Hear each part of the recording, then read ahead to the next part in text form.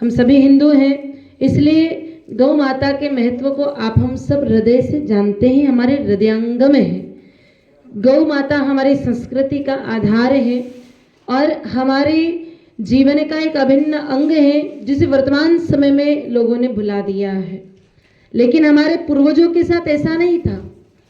आज से कुछ वर्ष पूर्व हमारे पूर्वज गौ माता को माँ मान करके उनकी सेवा करते थे। खुद भूखे रह जाते तो रह जाते, लेकिन गाय माता को भूखा नहीं रहने देते थे। खुद प्यासे रहते तो रहते, लेकिन गैया को कभी प्यासा नहीं रहने देते।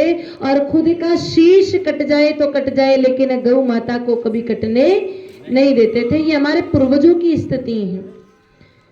लेकिन 800 सालों तक मुगलों का शासन भारत की धरती पर रहा, 200 सालों तक अंग्रेजों का शासन रहा, और उन सभी दुष्टों के संग में रहने के कारण उन लोगों से हमने एक बात सीख ली कि गाय माता पशु है, और उस बात को हमने हृदय में स्वीकार भी कर ली।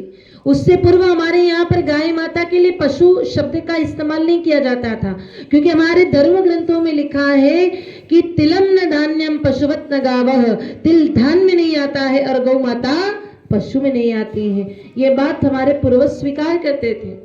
लेकिन संगति बिगड़ने के कारण हमारे यहाँ पर उन लोगों ने हम सभी सनातनियों के दिमाग में एक बात बिठा दी कि गाय तो पशु है, दूध देने वाला एकमात्र साधन है, और इस बात को हमने स्वीकार कर लिया। और आज दुर्भाग्य हमारे देश का कि गाय माता भले ही हम माँ कहते हैं, लेकिन उसकी स्थिति तो भैंसों से भी गई गुजरी है।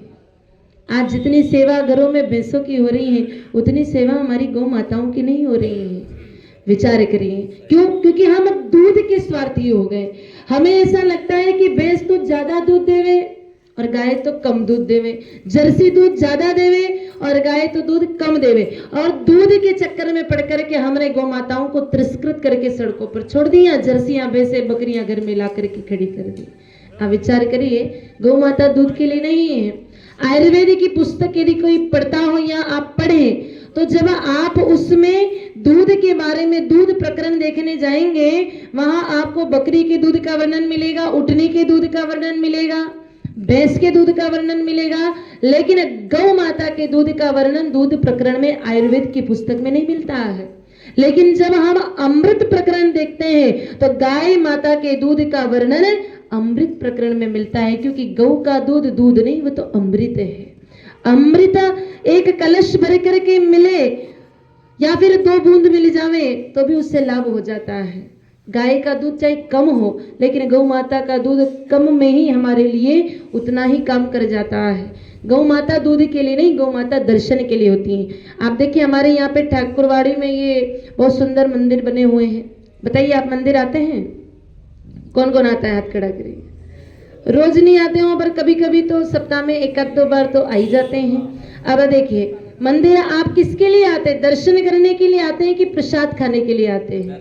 दर्शन करने के लिए आते हैं। अगर पंडित जी आपको, आप महंत जी हैं यहाँ के, महंत जी पधारे नहीं हैं, जो भी यहाँ के पुजारी जी हैं, अगर पुजारी जी आपको प्रसाद देवे तो बहुत बढ़िया, और अगर पुजारी जी का मंगाई